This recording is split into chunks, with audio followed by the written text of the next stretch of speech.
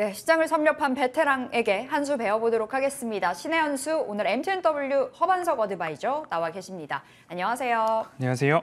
네, 위원님, 시장이 일단은 파란불을 켜주고 있는 상황입니다. 내년에도 기준금리 인상 이어질 거다라는 우려 속에 흔들리고 있는 건데요. 지금 시장 어떻게 바라보세요?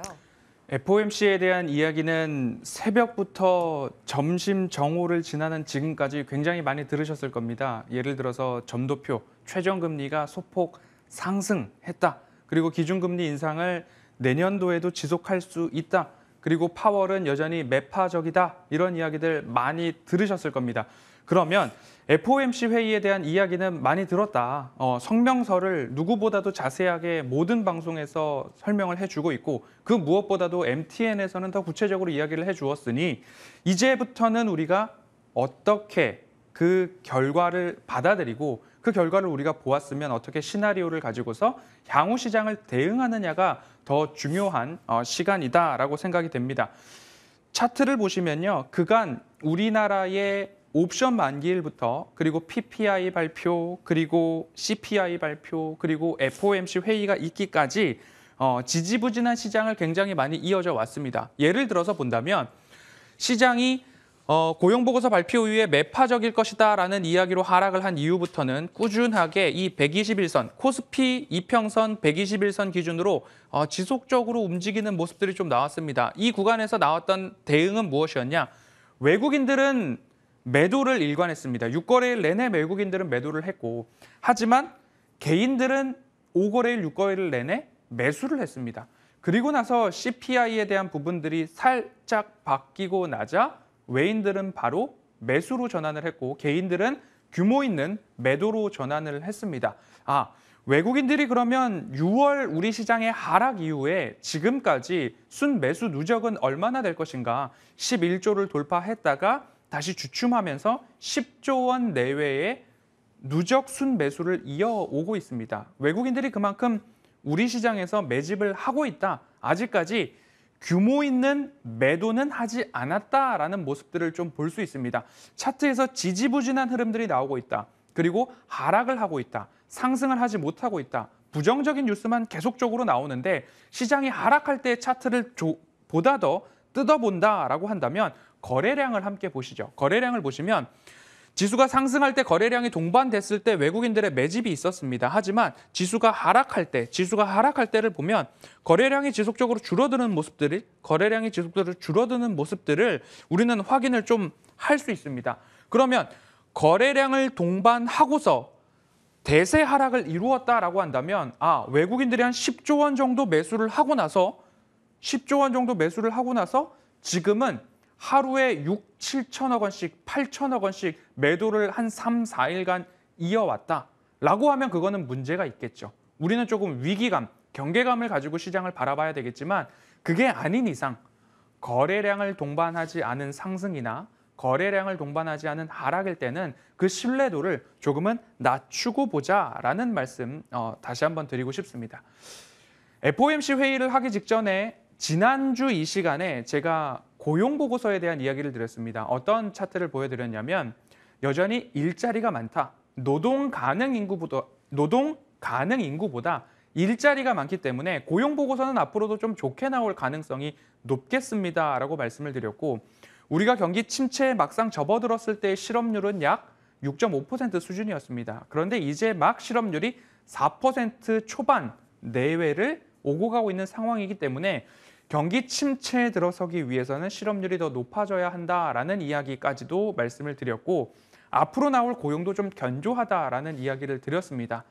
그런데 마찬가지로 파월도 기자회견에서 주구장창 고용에 대한 이야기를 합니다. 고용이 아직 좋기 때문에, 임금 아직 좋기 때문에, 고용이 타이트하기 때문에 아직까지 우리는 긴축을 지속해야 된다라는 이야기들을 해오고 있습니다. 그러다가 마지막에 강한 질문이 들어왔습니다. 지금 의장께서 이야기하는 내용들로 본다면 소프트 랜딩이 아니라 이건 하드 랜딩 아닙니까? 라는 이야기를 하자 파월이 흠칫 놀라면서 이야기를 합니다. 우리 사실 CPI가 잘 나올 것 알고 있었어. 예상치 하회하고 인플레가 둔화할 것 알고 있었어. 그래서 금리 인상에 정점이 얼마 남지 않았다는 것 시장이 다 알고 있지 않느냐. 그 이야기로 조금 무마를 시켜나가는 모습들 기자회견을 통해서 확인을 할 수 있었습니다. 그러면 우리는 보아야 할 것이 금리 인상의 정점, 이제 눈으로 확인했습니다. 4연속 75bp 인상을 하다가 50bp 인상을 했고요. 그리고 CPI의 둔화 지속적으로 확인을 하고 있습니다. 그러면 1월 CPI가 어떻게 나올까? 화면을 다시 보시죠. 제가 준비한 차트죠. 제가 준비한 그래프인데 지난해 1월부터 21년도 1월부터 올해 11월까지 CPI 추이가 어떻게 올라왔느냐를 좀 말씀을 드렸습니다. 그러면서 지난해 10월에서 11월로 올라갈 때 0.1%포인트씩 등락을 보이던 이때와는 다르게 10월에서 11월로 올라갈 때는 0.8%포인트가 상승했습니다. 그러면 올해 1년 뒤 올해에 있을 CPI와 지난해 CPI 11월 달 거를 비교를 해보면 우리는 CPI를 YOY로 비교를 하고 있기 때문에 전년 동기 대비 상승폭이 줄어들 겁니다. 전년에 너무 급격하게 올랐으니까 지금은 둔화 추이를 보인다라고 한다면 지난해 거와 올해 거를 합산했을 때 둔화 추이가 조금 더 높게 나올 겁니다. 그래서 저는 11월 달에 CPI를 앞자리 7이라고 10월 CPI 발표가 나올 때 방송을 통해서 말씀을 드렸습니다. 그러면 12월 CPI 어떻게 나올 것이냐? 0.8%포인트가 올랐고 0.6%포인트가 올랐기 때문에 12월 CPI도 기대해 볼만하다. 적어도 7.0에서 7.1이 나올 것이라고 우리 가족회원방에서는 제가 오전 9시 30분에 말씀을 드렸는데 다행스럽게도 그날 밤 7.1 예상치 하회가 나왔습니다. 그럼 다시 보시죠. 10월부터 11월 올라갈 때, 10월에서 11월 올라갈 때, 11월에서 12월 올라갈 때 급격한 상승을 보였고 그 상승세가 어디까지 가느냐? 적어도 4월까지는 이어졌습니다. 올해 4월까지. 그러면 내년 4월까지는 이 상승세가 지속되고 있기 때문에 반대로 CPI는 지속적으로 완화의 과정을 거쳐갈 가능성이 높다라고 이해를 해보시면 좋을 것 같고요. 1월 CPI에 대해서 조금 이른감이 있지만 전망을 해보도록 하겠습니다. 아직까지 주거 비용이 많이 하락하지 않았습니다. 주거 비용의 하락이 더 나와야 되는데 주거 비용의 하락이 아직 CPI에 반영이 적게 되고 있는 상황입니다. 그렇기 때문에 주거 비용의 하락이 CPI에 반영이 된다라고 가정을 해보고 그리고 12월, 지난해 12월 에너지 가격들을 좀 본다면 올해 12월의 에너지 가격이 오히려 조금 더 낮거나 비슷한 수준입니다. 그럼 둔화세를 보일 가능성이 보다 높을 수 있다라고 볼 수 있겠죠. 그렇기 때문에 내년도 1월 CPI도 둔화의 추세는 이어갈 것이다 라는 이야기입니다. 그러면 우리가 시장을 대응할 때 미국의 소비자 물가지수 CPI죠. CPI는 둔화 추세를 이어가고 있구나. 그리고 미국의 생산자 물가지수도 둔화 추이를 이어가고 있구나 라는 이 두 가지 지금은 물가의 안정이 나오고 있다라는 사실에 주목해서 보아야 한다는 겁니다. 1월, 2월, 3월 지나가면서 우리가 보고 있는 예상치보다는 상회한 물가지수가 나올 수는 있습니다. 예상치보다는 상회하는 물가지수가 분명히 내년도에 나올 수는 있는데 우리가 긴 관점에서 시장을 볼 때에 물가가 안정을 하고 있다. 지난 전월에 발표된 7.7, 7.1, 6.8 이런 식으로 하향 추세는 이어가고 있다는 것에 핵심 포인트, 방점을 찍어야 한다라는 사실 꼭 기억을 해보시면 좋을 것 같고요. CPI가 추세 하락을 할 수 있는 이유, 주거비 한번 보도록 하겠습니다. CPI의 구성 항목들을 쫙 요약을 해놨습니다. 대부분 마이너스를 기록하고 있습니다. 대부분 마이너스를 기록하고 있고 그리고 소수점 첫 자리 0부터 시작해서 마이너스 등등 나오고 있는데 빨간 색깔 박스를 쳐놓은 것이 주거비용입니다. 주거비용이 0.776으로 떨어졌습니다. 86으로 떨어졌습니다. 처음으로 떨어지긴 했지만 다른 구성 항목 중에서 가장 높은 수준입니다. 그리고 이 CPI 구성 항목 중에서 30%나 차지를 하고 있기 때문에 앞으로 주거 비용이 여기서 더 많이 떨어진다라고 한다면 CPI의 하락 가속화가 나올 수 있다. 그래서 우리는 이제 물가에 대해서는 사실 염려를 좀 내려놓아도 된다라고 이해를 해보시면 좋을 것 같습니다. 그래서 지금은 고용이 좋으면 연준이 긴축을 강화하고 공격적 금리 인상을 할 수 있기 때문에 기술주부터 달러 인덱스의 상승과 국채금리 상승에 의해서 기술주가 나스닥이 하락하는 패턴을 이제는 더 이상 보지 않을 수 있다라고 기억을 한번 해보시면 좋을 것 같고요. 이제 시장의 화두, 핵심은 경기 침체로 왔습니다. 경기 침체가 과연 올 것이냐, 하드 랜딩이냐, 소프트 랜딩이냐, 기업의 감원과 일자리 감소가 지속적으로 나오는데 발표되는 고용 보고서를 보면 파월 말대로 실업률 아직 높지 않아. 그래서 우리 금리 인상 더 할 수 있어 하는데 끝에다가 꼭 단서를 두죠.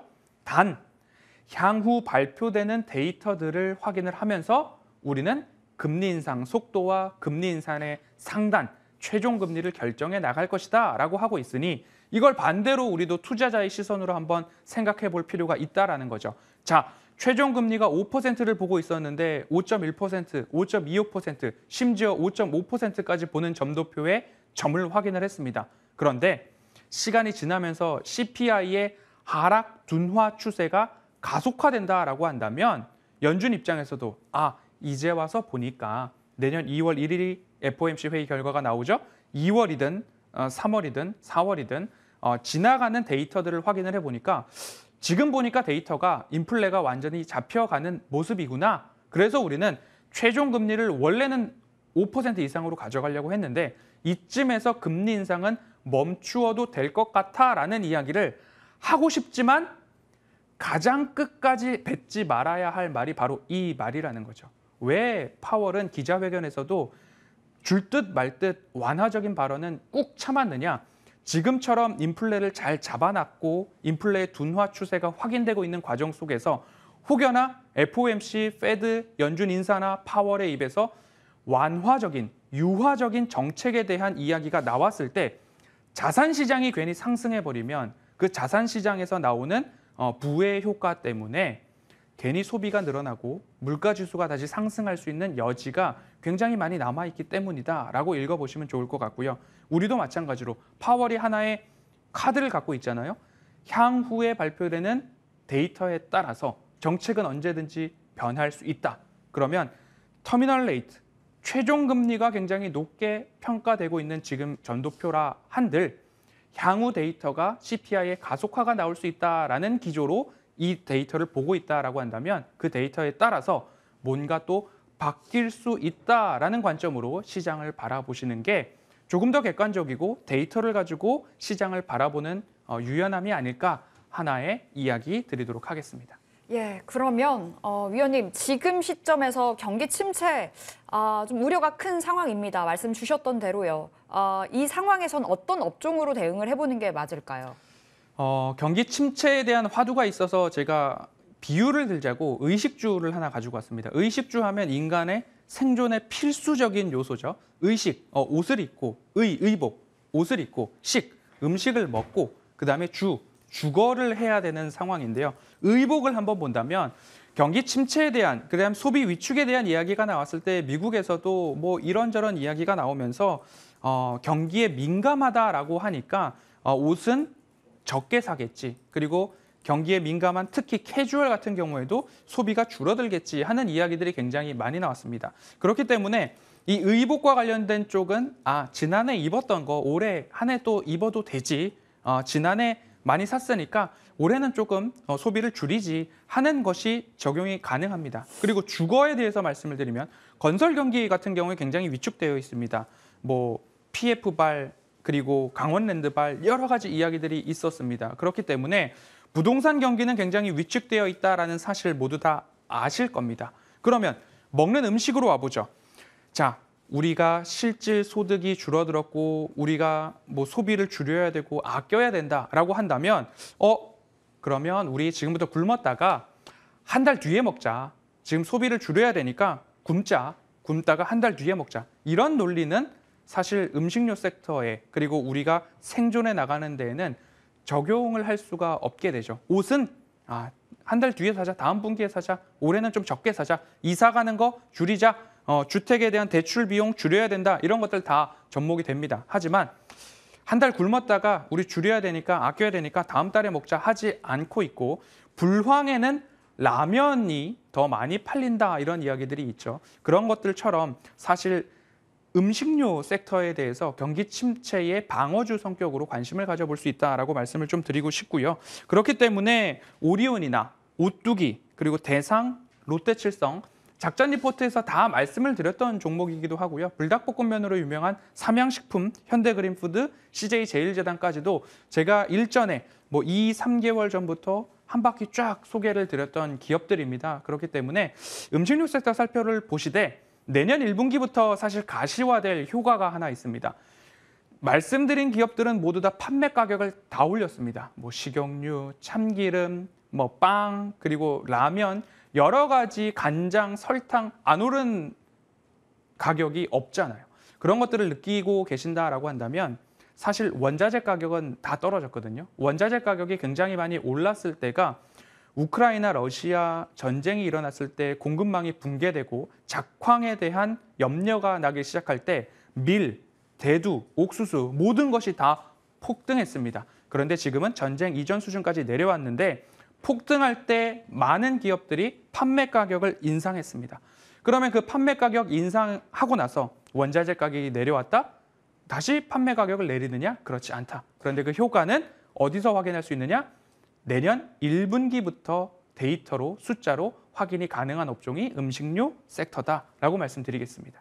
그러니까 필수 소비재 바라보자라고 말씀을 주신 거네요. 방어주격의 성격이 굉장히 강한데요. 그 안에서 어떤 종목 주목하세요?